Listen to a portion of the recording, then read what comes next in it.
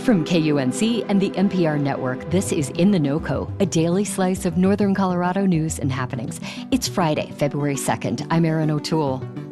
When Colorado Rockies official scorer Jillian Geib talks America's favorite pastime, even baseball neophytes catch the excitement.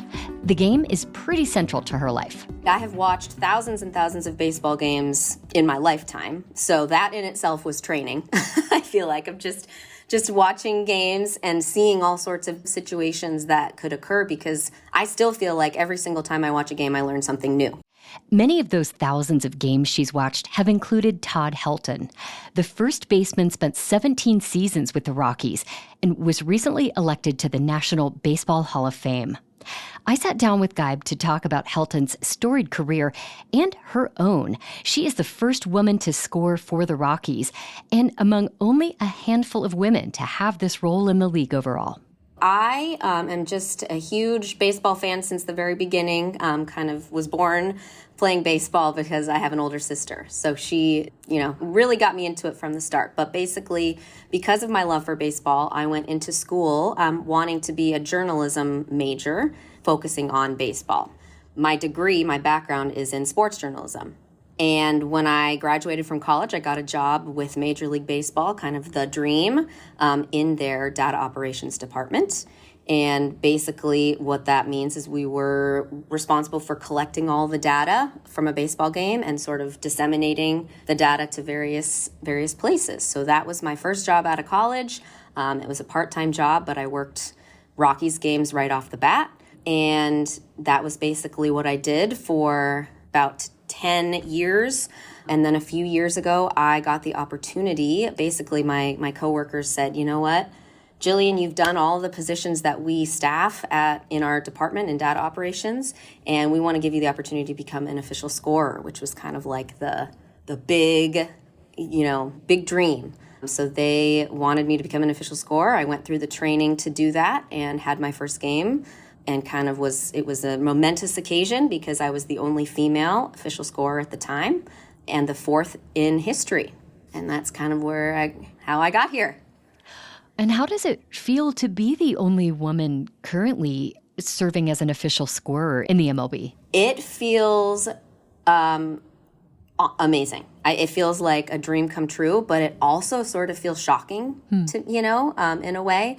It's kind of like I can't believe that I was, the only one. And I will say that since I worked my first game and was the only female, we've now hired, I think, 3 or 4 others. So we've gotten the ball rolling.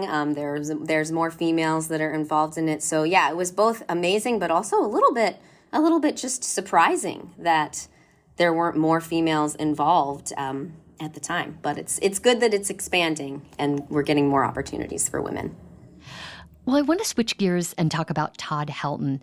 In late January, he was elected to the Baseball Hall of Fame.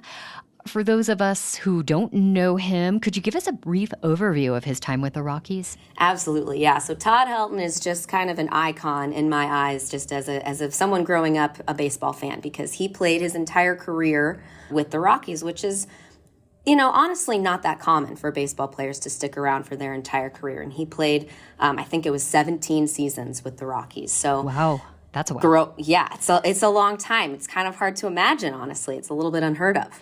Well, and you've mentioned that you yourself are a huge Todd Helton fan. Tell me more about that. Why is that? Yeah, I think it just has to do with growing up, watching him. When I got my love of baseball from watching Todd Helton. That's really just the bottom line, is I would go to these games. We weren't just the family who would go and casually watch a game. We had to be there. I just remember we could never leave a game early, because even if you're losing, you could have Todd Helton come up to the plate and hit a game-winning walk-off home run. Right.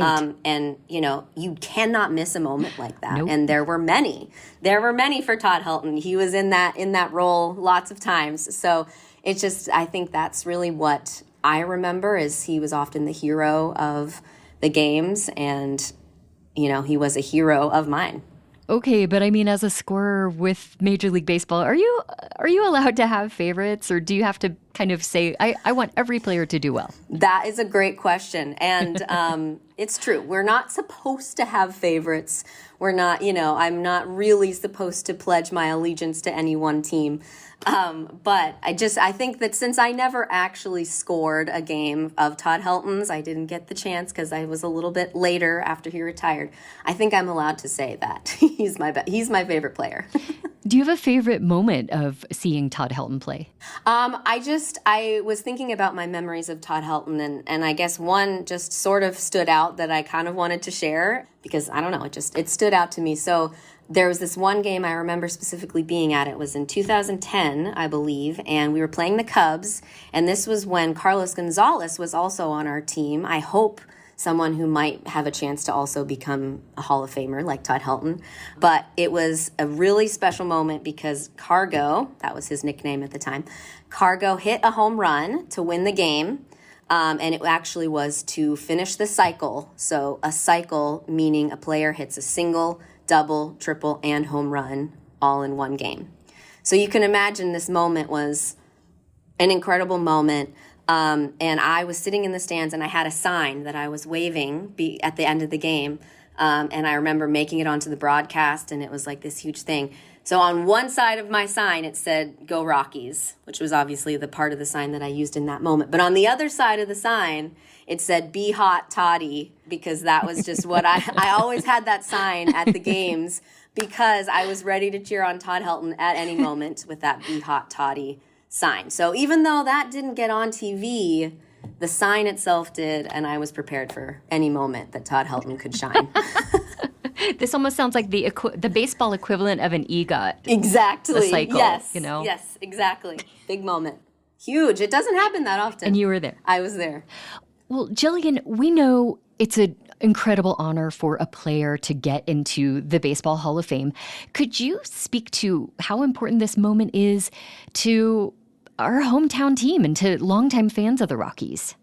Yeah, so I think the Rockies fandom is a bit unique in that obviously we have not won a World Series.